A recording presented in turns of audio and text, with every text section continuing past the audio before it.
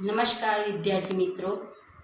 ભાગ એકની અંદર આપણે કુદરતી સંસાધનમાં સંસાધનનો અર્થ જોયો, સંસાધનના ઉપયોગો જોયા, સંસાધનના આપણે પ્રકારો જોયા। એમાં સંસાધનના ઉપયોગો અને સંસાધનના જે પ્રકાર તમે જોયા તે બે માર્ક્સના ઘણી વખતે પ્રશ્નો પૂછાતા હોય છે। એટલે તમારી નોટબુકની અંદર આ બંને પ્રશ્નો તમારે લખી લેવાના, પ્રશ્નોના જવાબ। હવે આપણે સંસાધનો જે તમે જોયા એ સંસાધનનું સંરક્ષણ, એનું રક્ષણ કરવું એ પણ એક જરૂરી છે, કારણ કે માનવીની જરૂરિયાતો જે છે એ માનવીની જરૂરિયાતો અમર્યાદિત છે, જ્યારે સંસાધનો શું છે? મર્યાદિત છે। માનવી આજે વિજ્ઞાન અને ટેકનોલોજીનો એટલો બધો ઉપયોગ કરી રહ્યો છે। આ વિજ્ઞાન અને ટેકનોલોજીના ઉપયોગમાં સંસાધનનો પણ ઉપયોગ થઈ રહ્યો છે, પણ માનવીની જરૂરિયાતો અમર્યાદિત હોવાથી અને કુદરતી સંસાધનો મર્યાદિત હોવાને કારણે આજે આપણે જે સંસાધનોનો ઉપયોગ કરવાનો છે તે સંસાધનનો ઉપયોગ આપણે સાવચેતીથી, વ્યવસ્થિત રીતે એનું આયોજન કરીને આપણે એનો ઉપયોગ કરવાનો છે। જો તમે સંસાધનનો આડેધડ ઉપયોગ કરશો, વિચાર્યા વગર ઉપયોગ કરશો, તો આવનારી જે પેઢી છે એ પેઢી તમે જે સંસાધનનો ઉપયોગ કરી રહ્યા છો તે સંસાધનનો એ પોતે ઉપયોગ કરી શકશે નહીં। જ્યારે આવનારી પેઢી તમને સંસાધનો વિશે પૂછશે ત્યારે તમે એનો કોઈ જવાબ આપી શકશો નહીં। આથી જે સંસાધનો છે આ સંસાધનોનો આપણે વિવેકપૂર્વક, બુદ્ધિપૂર્વક અને જરૂરિયાત હોય તે પ્રમાણે જ તે સંસાધનોનો ઉપયોગ કરવાનો છે।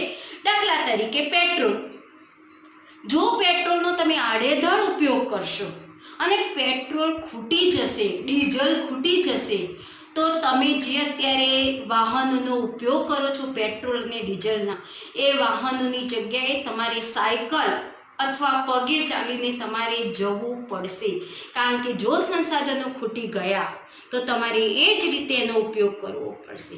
પણ જે સંસાધનો છે એ સંસાધનો જો તમે વિવેકપૂર્વક ઉપયોગ કરશો, વ્યવસ્થિત ઉપયોગ કરશો, બુદ્ધિથી એનો ઉપયોગ કરશો, તો સંસાધનો તમે એ સંસાધનનો વ્યવસ્થિત રીતે ઉપયોગ કરશો। એટલે આપણે જે સંસાધનો છે એ સંસાધનનો આપણે વિવેકપૂર્વક ઉપયોગ કરી અને એ સંસાધનોનું રક્ષણ કરવું, એનું સાવચેતી રાખવી, એનું આપણે જતન કરવું એ પણ એક આપણી જરૂરિયાત છે। તો આ વાત કરી આપણે સંસાધનના સંરક્ષણની। હવે તમારો ખરો પ્રશ્ન છે એ જમીનનું નિર્માણ। જમીનનું નિર્માણ જે છે એ પ્રશ્ન પણ તમારે પરીક્ષાની અંદર 4 માર્ક્સની અંદર જમીનનું નિર્માણ એટલે શું અને જમીનના પ્રકારો જણાવો, આ પ્રશ્ન 4 માર્કનો પૂછાતો હોય છે, 4 ગુણનો આ પ્રશ્ન પૂછાય છે। એટલે આપણે આ પ્રશ્ન વિશે, આ મુદ્દા વિશે આપણે વિસ્તૃત માહિતી લઈએ। તો આપણે જમીનનું નિર્માણ એની વાત કરીએ, કારણ કે આ પ્રશ્ન તમારે પૂછાય છે કે જમીન એટલે શું અને જમીનના પ્રકારો જણાવો, આ 4 માર્ક્સનો પ્રશ્ન પૂછાય છે। તો જમીનનું નિર્માણ વિશે આપણે વાત કરીએ કે જે જમીન છે એ જમીનનું નિર્માણ કેવી રીતે થયું છે।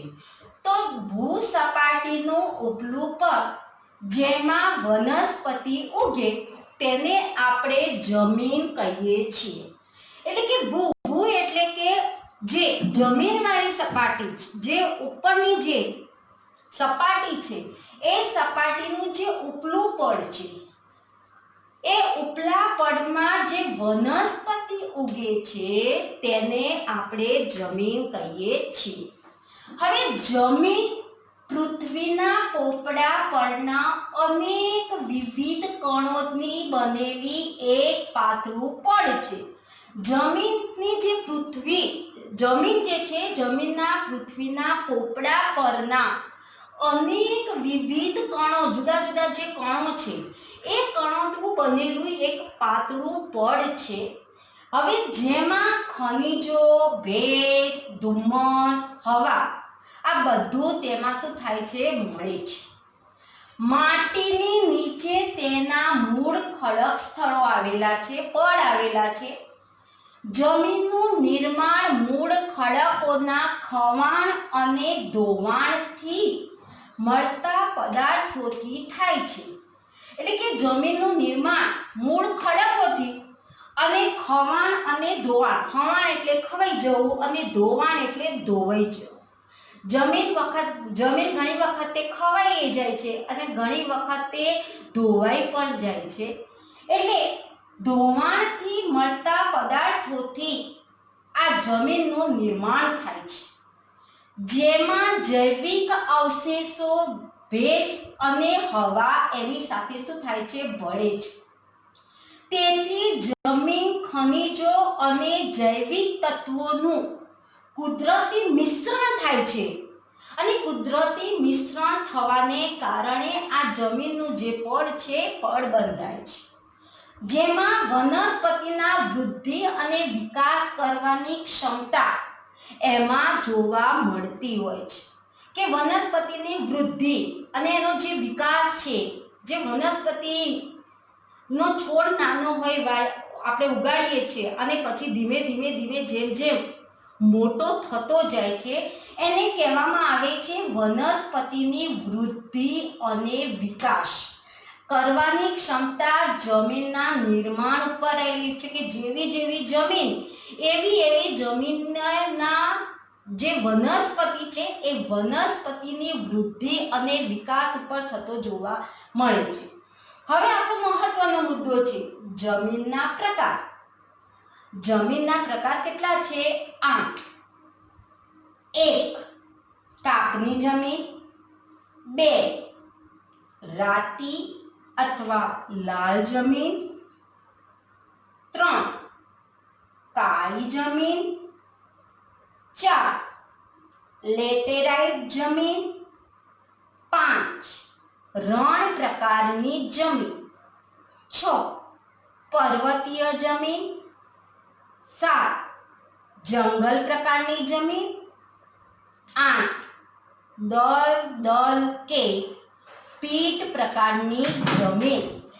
હવે આ જમીનના આપણે પ્રકાર જોયા 8.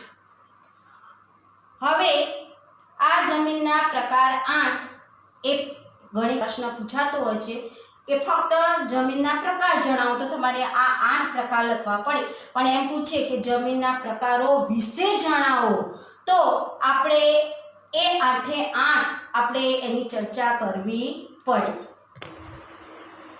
આપણે આગળ કાપના એટલે જમીનના પ્રકાર જોયા. એમાં આપણે પહેલી જમીન જોઈએ, કાપની જમીન. પહેલો પ્રકાર, આ બહુ મહત્વનો પ્રકાર છે. આ નકશા પુરવણીની એટલે કે નકશામાં પૂરવા માટે પણ જમીન તરીકે એક પૂછાતો હોય છે કે જમીન, કાપની જમીન દર્શાવો.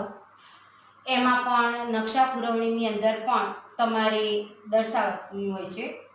હવે કાપની જમીન. કાપની જમીન ભારતના કુલ ક્ષેત્રફળના લગભગ 43% ક્ષેત્રફળમાં જોવા મળે છે. કાપની જમીન ભારતના કુલ ક્ષેત્રફળની અંદર લગભગ 43% જે ક્ષેત્રફળ છે એ ક્ષેત્રફળમાં ફેલાયેલી આપણને જોવા મળે છે.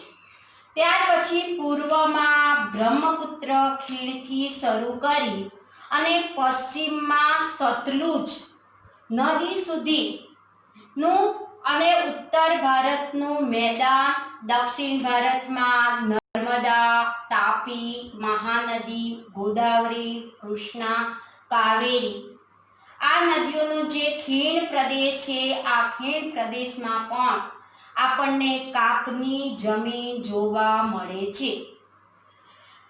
તદુપરાંત ગોદાવરી, કૃષ્ણા અને કાવેરી આ નદીઓનો જે મુખ ત્રિકોણ પ્રદેશ છે, આ મુખ ત્રિકોણ પ્રદેશમાં કાપની જમીન જોવા મળે છે. કાપની જમીનનું નિર્માણ નદીઓ દ્વારા નિક્ષેપી કાપને આભારી જોવા મળે છે.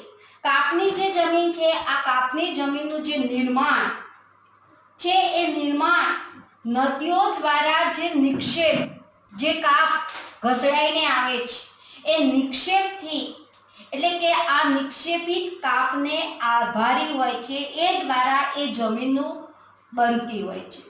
હવે આ જમીનમાં પોટાશ, ફોસ્ફરિક એસિડ અને ચૂનાનું પ્રમાણ વધારે જોવા મળે છે. આ કાપની જે જમીન છે, એ કાપની જમીનની અંદર પોટાશ, ફોસ્ફરિક એસિડ અને ચૂનાનું પ્રમાણ વધારે જોવા મળે છે. જ્યારે નાઇટ્રોજન અને ધુમ્મસની માત્રા ઓછા પ્રમાણમાં જોવા મળતી હોય છે. આ કાપની જમીનની અંદર મોટા ભાગે નાઇટ્રોજન અને ધુમ્મસની માત્રા કેવી જોવા મળે છે? ઓછી. એટલે આ ઓછી માત્રાને કારણે આ જમીનમાં કઠોળનું વાવેતર વધુ થાય તો તેમાં નાઇટ્રોજનની સ્થિરતાનું પ્રમાણ વધારી શકાય.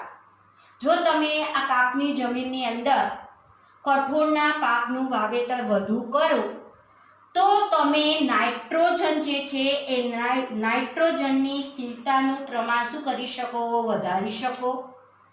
કાપની જમીનમાં ઘઉં, ચોખા, શેરડી, શણ, કપાસ, મકાઈ, તેલીબિયા આ પાકો પણ લેવાય છે. મોટા ભાગે આ પાકોનું વાવેતર એમાં થતું જોવા મળે છે. હવે આપણે બીજો પ્રકાર જોઈએ, રાતી અથવા લાલ જમીન.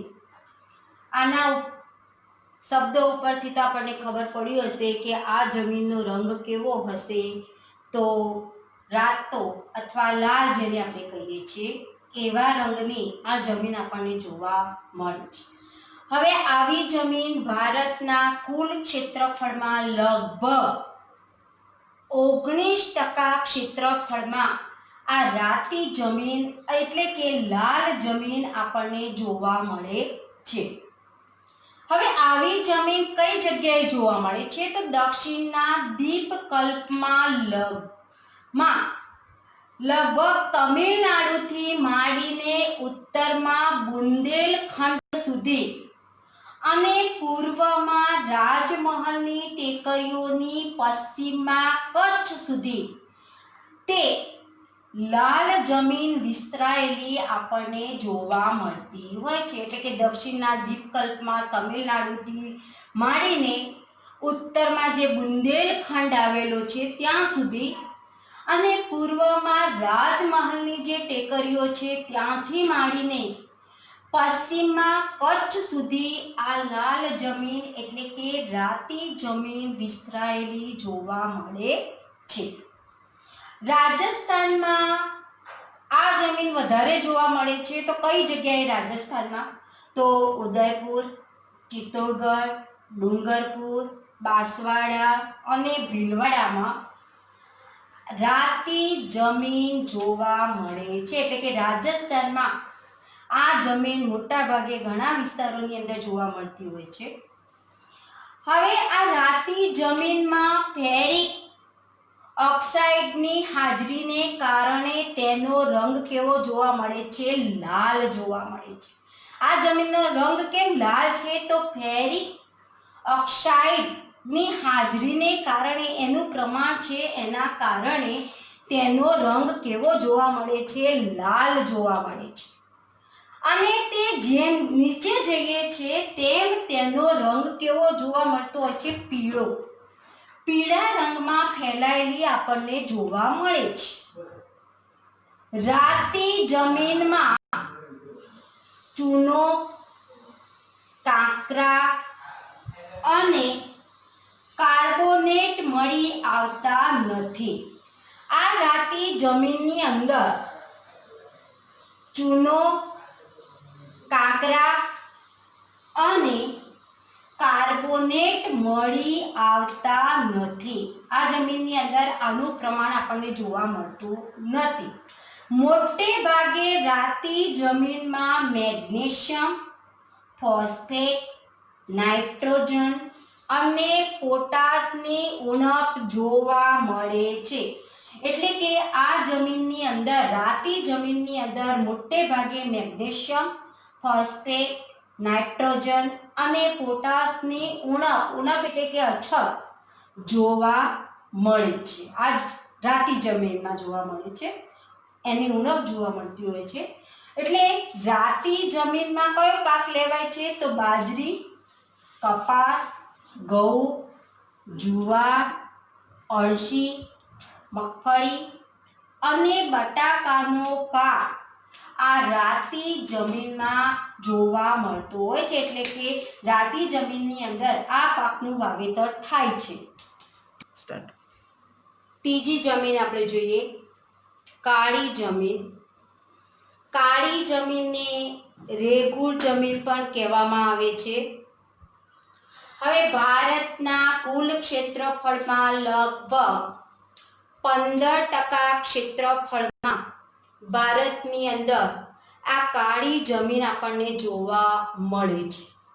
હવે આ જમીનનો ઉદ્ભવ દખ્ખણના લાવાના જે ભાગ છે એ ભાગની અંદર આ પ્રકારની જમીન એટલે કે કાળી જમીન લાવા સાથે સંકળાયેલી છે.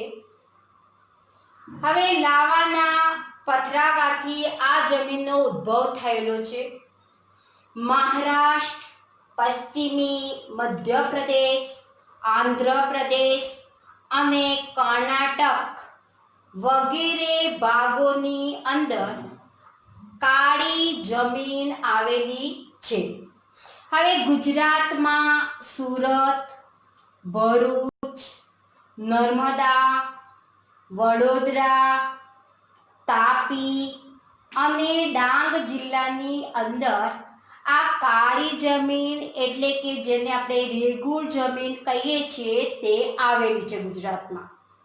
કાળી જમીનના નિર્માણમાં લાવાયિક ખડકો જે છે એ લાવાયિક ખડકો અને આબોહવાની ભૂમિકા આ કાળી જમીનની અંદર મહત્વની છે. કારણ કે કાળી જમીનમાં લાવા યુક્ત જમીન એ મહત્વનો ભાગ ભજવે છે. હવે કાળી જમીનની અંદર લોહ, ચૂનો, કેલ્શિયમ, પોટાશ, એલ્યુમિનિયમ અને મેગ્નેશિયમ કાર્બોનેટનું પ્રમાણ કાળી જમીનની અંદર વધુ જોવા મળે છે. હવે આ કાળી જમીનની અંદર લાવાનું પ્રમાણ વધુ હોવાને કારણે આ કાળી જમીન કેવી જોવા મળે છે? તો ફળદ્રુપ. એમાં ફળદ્રુપતાનું પ્રમાણ સારું એવું જોવા મળે છે. હવે આ જમીનની ભેજ સંગ્રહ શક્તિ ઘણી વધારે છે. કાળી જમીનની અંદર ભેજ સંગ્રહ શક્તિ વધારે જોવા મળે છે. જ્યારે ભેજ સુકાય ત્યારે તેમાં ફાંટા કે તિરાડો પડી જતી જોવા મળતી હોય છે. જ્યારે જમીન સુકાઈ જાય ત્યારે એ જમીન ઉપર તિરાડો પડેલી અથવા તો ફાટા પડેલા આપણને જોવા મળતા હોય છે.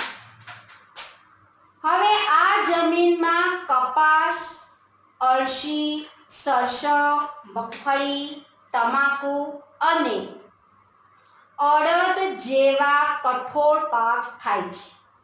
કાળી જમીનની અંદર કયા પાકો વધારે થાય છે? તો કપાસ, અળસી, સરસવ, મગફળી, તમાકુ અને અડદ જેવા કઠોળના પાક થાય છે. હવે કાળી જમીનની અંદર કપાસનું વાવેતર વધુ થાય છે. કારણ કે કપાસના પાકને કાળી જમીન વધુ માફક આવે છે. આથી કાળી જમીનમાં કપાસનું વાવેતર વધુ અનુકૂળ હોવાને કારણે કાળી જમીનને કપાસની જમીન પણ કહેવામાં આવે છે. પ્રશ્ન પૂછાય છે કે કાળી જમીનને કઈ જમીન કહેવામાં આવે છે? તો કપાસની જમીન પણ કહેવાય. અથવા એમ પૂછાય કે કાળી જમીન માં કયા પાકનું વાવેતર વધુ થાય છે? તો કપાસના પાકનું વાવેતર વધુ થાય છે. હવે નકશાની અંદર પણ કાળી જમીન પૂછાય છે. જેમ કાપની જમીન પૂછાય છે એમ કાળી જમીન પણ નકશા પુરવણીની અંદર એ પૂછાય છે કે કાળી જમીન દર્શાવો. તો તમારે નકશા પુરવણીની અંદર કાળી જમીન એ તમારે દર્શાવવી પડે. ચોથા નંબરની જમીન લેટેરાઇટ, જેને પડખાઉ જમીન પણ કહેવામાં આવે છે. આ જમીનનું નામ લેટિન ભાષાનો શબ્દ ઉપરથી એટલે કે ઈંટ પરથી એનું નામ લેટેરાઇટ પાડવામાં આવેલું છે. તેનો રંગ લોહ ઓક્સાઇડને કારણે તેનો રંગ કેવો જોવા મળે છે? લાલ જોવા મળતો હોય છે. આ જમીન ભીની થાય ત્યારે માખણ જેવી મુલાયમ હોય છે અને સુકાઈ જાય છે ત્યારે સખત બની જાય છે. આ લેટેરાઇટ જે જમીન છે એ જમીન જ્યારે ભીની હોય છે ત્યારે માખણ જેવી મુલાયમ હોય છે અને જ્યારે સુકાઈ જાય છે ત્યારે સખત એટલે કે કઠણ બની જતી હોય છે. સૂકી અને ભેજવાળી આબોહવાના પરિવર્તનથી અને સિલિકામય પદાર્થોના નિવારણથી તેનું નિર્માણ થયેલું જોવા મળે છે. એટલે કે સૂકી અને ભેજવાળી આબોહવાના પરિવર્તનથી, આ બંનેના પરિવર્તનથી અને સિલિકામય પદાર્થોના નિવારણથી લેટેરાઇટ જમીનનું નિર્માણ થયેલું જોવા મળે છે. હવે લેટેરાઇટ જે જમીન છે આ જમીન નોમાં મુખ્યત્વે લોહ તત્વ, પોટાશ અને એલ્યુમિનિયમનું પ્રમાણ કેવું જોવા મળે છે? વધારે જોવા મળે છે. આ જમીનની અંદર આ બધાનું પ્રમાણ વધારે હોવાને કારણે આ જમીનમાં ફળદ્રુપતાનું પ્રમાણ કેવું જોવા મળે છે? ઓછું જોવા મળે છે.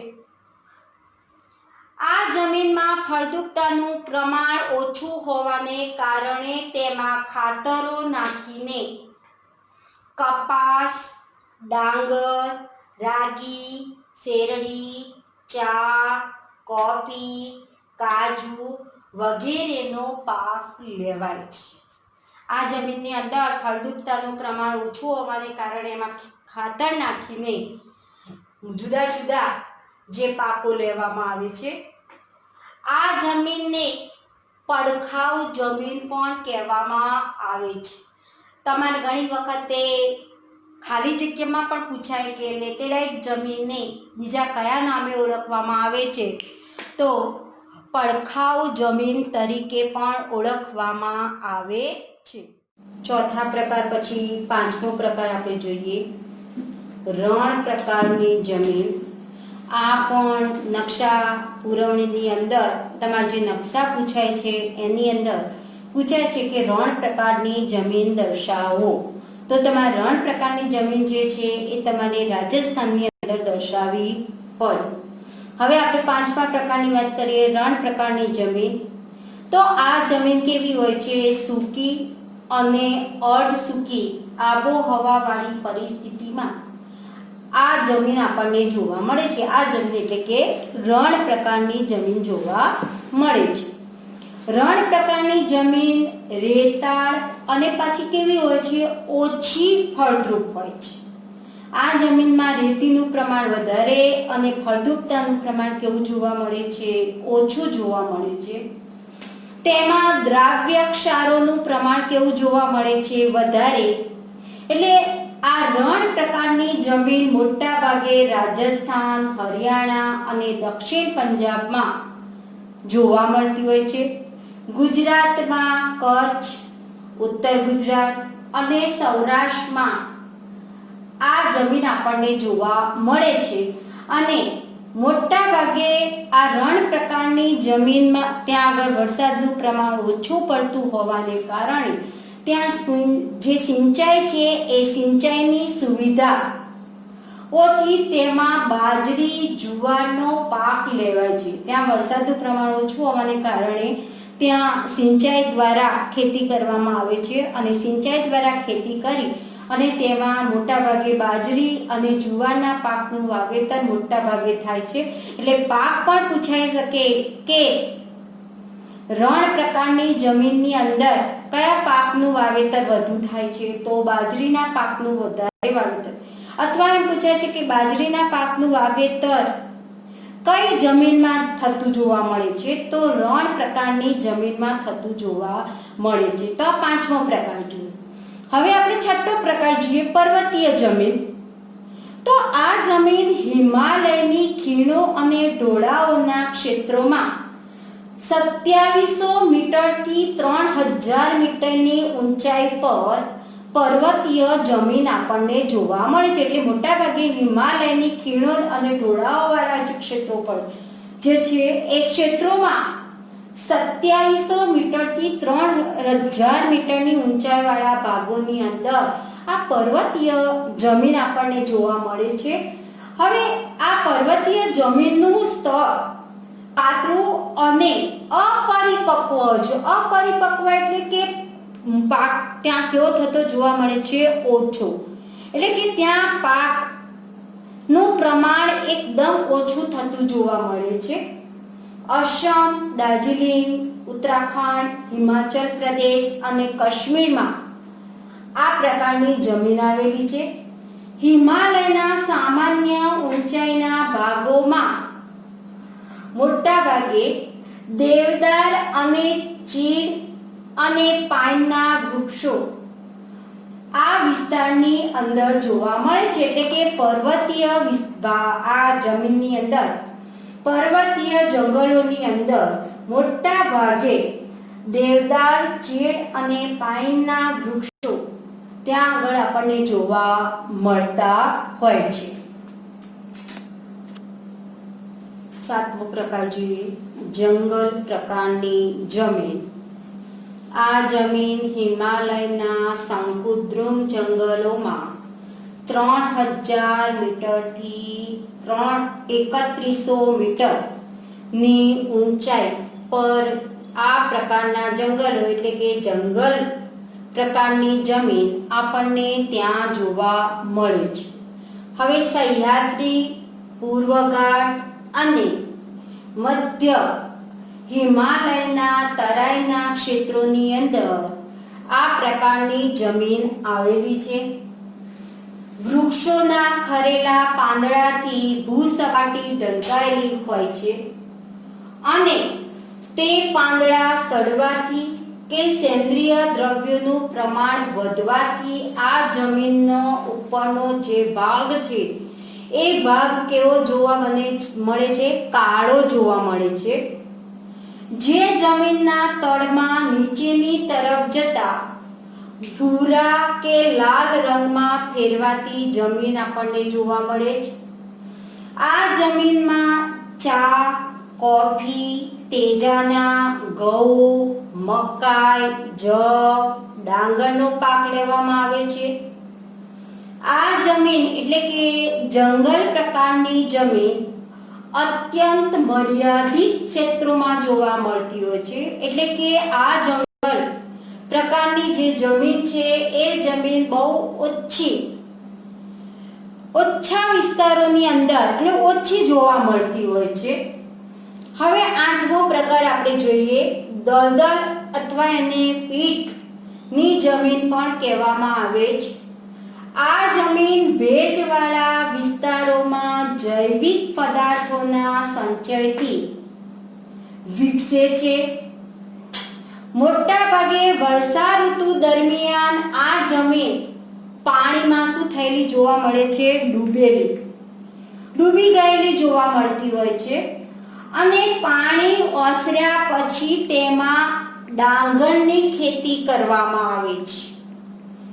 એટલે કે આ જમીન જ્યારે પાણીમાં ડૂબેલી હોય છે ને એ પાણી ઓસરી ગયા પછી ત્યાં ડાંગરના પાકનું વાવેતર કરવામાં આવે છે.